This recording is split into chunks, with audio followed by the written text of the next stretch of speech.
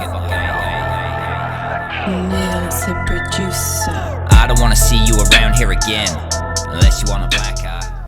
Hi guys, and welcome back to the channel. I know what you're thinking, 2 videos in 2 days, bit much, but I had some spare time today, so I thought I'd get this one out quickly. Today we're going to talk about the recent King of the Bar 3 competition hosted by Trunxks. But before we get into that, obviously got to bring up the old like and subscribe if you could, and once we get to 200 subs, like I said in my last video, I'll be giving away a free t-shirt to one winner picked at random, so that'll be quite nice. Why not enter, get one for your mum? Alright, so King of the Beats 3, or KOTB3, was a competition put up by a producer called Trunxks last month. Basically, he made a beat and anyone who entered had to rap over the same beat, and whoever made the best song would win $2,000 and I think a free instrumental and some other promo. Basically, there were 4 judges, Trunxks, Loose Logic and 2 others, I'm not sure who they were, and between them they picked a top 10 and an eventual winner. Finally, they unanimously decided that Rich Warren was the eventual winner. I've spoken to a lot of people in the community and a lot of people who entered, and we were all stunned that Rich Warren came out on top. You know, I'm not saying because he's terrible or anything like that, I'm not here to throw shade, but I was not expecting it, and I don't think a lot of other people were either. And you know, if it was just me who wasn't expecting it, you could say, well, maybe you just didn't like the track, you know, music's subjective, but it was like a general feeling amongst nearly everyone I've spoken to. They all thought Coulter deserved to win it and that Coulter had the best track, but it wasn't to be. Coulter finished second and Rich Warren came out on top. You know, like I said, I'm not here to throw shade at Rich Warren. I think he's obviously very good, he's very talented, but my general feeling when I listened to his track was that it was sloppy. I don't think it was anywhere near as polished or creative or clean as Coulter's was. Like I said, again, I'm not doing it to throw shade or call out Rich Warren, but you know, this is a competition for $2,000 and that's quite a bit of money to a lot of people. So you're expecting high standards, you're expecting the judges to really know their shit. But like I say, I think Rich Warren's track on this occasion in isolation was quite sloppy. I mean, when I listened to Rich Warren's track, I remember listening to it before the competition was over, and I was just like, nah, this ain't gonna win. It's just too sloppy, it's not polished enough. There were quite a few things I could pick out in the track I didn't like. When you listen to it, there are sections where he goes into double time, and I spoke about double time on my video yesterday, but it's just noises and I can't understand what he's saying at all. You know, thankfully there's a lyric video, but it's just a jumble of noises which actually fall off beat several times, and he stumbles over words and can't quite get them out. He doesn't quite pronounce words correctly. Found where my heart is, if I was selling my soul to the devil, but I'm living kind of nigga when I'm looking like I lost it. Sipping in the rap to the sound of a gun, it was all just fun, but now it'll all make me nauseous. The fame, never did it for the game, never did it cause I fall upon cancers. The only way to do that is to practice. Emotions are pounding, music is soaring. It's just very untidy. I think some of the lyrics were quite basic, but that's a minor detail really. They weren't bad or anything, they just nothing in it made me go, wow, yeah, that's dope. The chorus was cool, I really liked the chorus. That was probably the high point of his track for me, though I think Coulter's chorus was better. They were both very good choruses, they can both sing. The video was pretty cool, mine was better, but it was cool. You know, generic font though, they didn't even change the font in After Effects or whatever they used. It was the basic first font. And you know, even little things like all the typos and stuff. Now I appreciate that is gonna sound really nitpicky, but when you're entering a competition like this, you know, when I enter things, I want my stuff to be spot on or perfect as it can be. You know, I think even a little thing like typos should really be accurate. The grammar should be accurate, and there are so many throughout this video. It's almost like whoever made it for him, or if he made it himself, just didn't give a shit. The overriding theme I have, or feeling when I listen to it, is it's just quite a sloppy track. It's good in isolation, you know, it's if you heard it on a rap forum or something, you'd be like, yeah, that was really dope, but tighten this up and tighten that up and you're onto a winner. But to win this competition with some of the other entries in it, nah, I don't buy it. Something went down there. There's definitely an ulterior motive somewhere. I mean, if you look, I'm looking at the list right now, the final list, and one of the first things that sticks out to me, there's a guy called Tay Quiz down at number 8, and if you go and listen to his track, I'll put it up on the screen now. Go for your throat like a two-day grind. Hit the stove and explode, told me you ain't right. You a joke, I'm a told, cause you do dang block. Well, I close to the show like I'm who they want. Asking who the job when they say they poppin'. Never got into a spot with the constant stopping. Gotta make it to the gate just to find you locked up while the door stays locked till opportunity knocking. I'm out for the check and I'm coming to cash it back. In action, bashing your passive rapping. You can bet I'm gonna smash any active action, active pressure, bragging for the cannon blasting.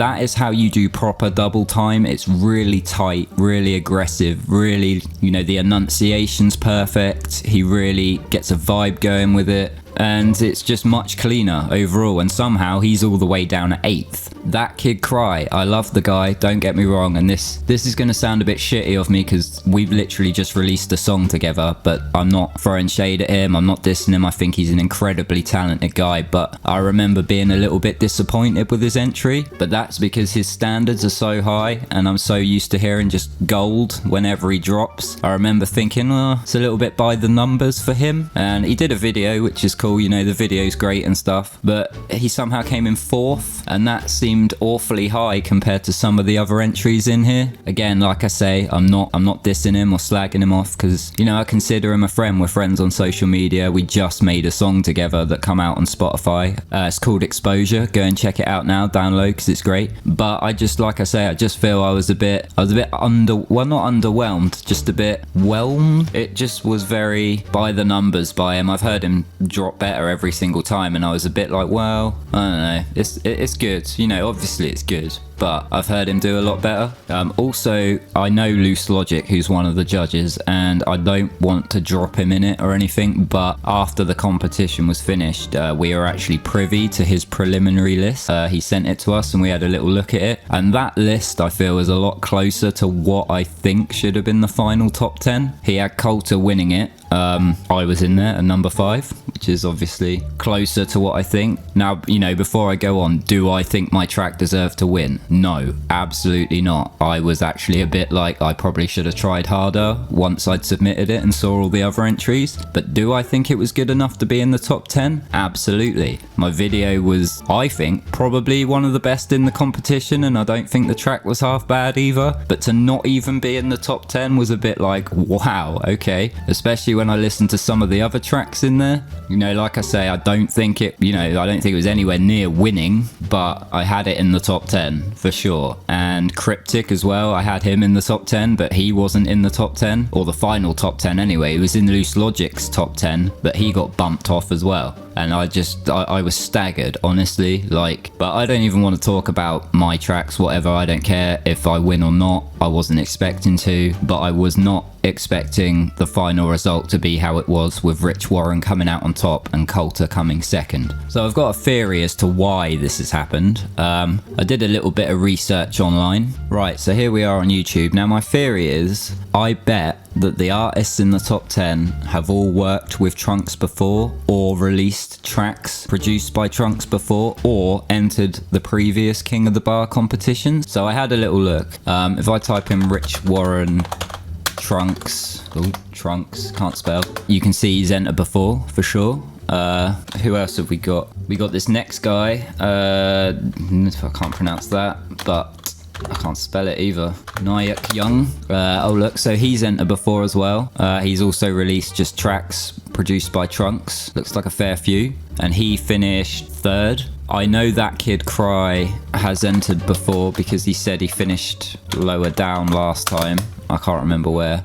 But yeah, he's entered the last few. Ron Solomon, let's check him out. Yep, so he's done tracks with Trunxks before, as you can see. And this goes on throughout the list, you know. I'm not going to go through every single member or every single contestant. But it's funny that those of us outside the top 10, I checked, and none of us have done songs with Trunxks before. So that suggests to me a bias immediately. And I think that's bullshit, basically. I said I'm not here to diss people. It's Trunxks' competition. He's entitled to do what he wants. wants. He's putting up the cash for it. You know, he can do whatever he wants as far as I'm concerned, but it's still bullshit, and you shouldn't advertise a competition like that if it's not going to be completely unbiased. I don't care, you know, I'm going to get some flack for this. I don't mind being a pariah, but you know, Loose Logic knows me. He knows I say what I think. I don't take any shit. I just say it how it is. If I'm gonna be the pariah of the online rap community from now on, that's fine by me. That suits me just fine. But I do think this is bullshit, because what's the point in the rest of us entering it? Do we have to spend the year, you know, getting to know Trunxks and becoming his friend to stand a chance? I left school like 15 years ago. I thought this kind of shit was over, but apparently not. It's all very cliquey. It would be nice to enter a competition that was completely impartial and they literally looked at the tracks and thought, I like this, I don't like this. But the way the Loose Logic's list is almost unrecognizable suggests to me that Trunxks and his other cronies or judges or whatever overruled it and were like, nah, I'm not putting that guy in my top 10. He's never bought a Trunxks beat before. This guy though, although he's not very good, has, so he's definitely going in my top 10. Now I appreciate Rich Warren has entered the competition several times already and he hasn't won, so maybe Trunxks looked at it like, oh come on, he's had a really good go, he's tried so many times, let's let him win this one. I mean, is that where we're at as a form of entertainment, as a sport? You know, rapping as a sport, are we now giving out participation trophies? Is that what we're doing? And maybe he should have called the competition, I don't know, Friends of the Producer 3 or King of the Brown Nosers. I don't know, but I do think it's bullshit and I will call it out and call it as I see it. And again, I'm not throwing shade at the contestants or their skill levels or anything like that. Like, you know, I think everyone in the top 10 is decent. I don't think anyone in there's horrible, but it wouldn't have been my top 10 or apparently anyone else's I spoke to in the community. So I just wanted to make a video about that today. I'm sure I'll get some interesting feedback on it. Please leave your comments below. I mean, it's pretty much put me off from entering any competitions in the future, because if there's already a preconceived winner, then is there any point really? Unless I spend the year downloading or buying beats by the producer and maybe I'll stand a better shot. Now I know Coulter hasn't worked with Trunxks before, so he is an outlier, he is an anomaly. My theory there is his track was just that good that they had to put him in there, because it would be completely scandalous if he wasn't in. There would have been a huge lashback, and so they just had to. But Trunxks was like, look, he hasn't worked with me before, he ain't going to number one. My boy Rich Warren is going to be number one, alright? And that is what happened essentially. Anyway, that's it from me. I hope you enjoyed the video. Don't forget to like and subscribe, and I'll see you next time. Nails the producer. I don't wanna see you around here again, unless you wanna black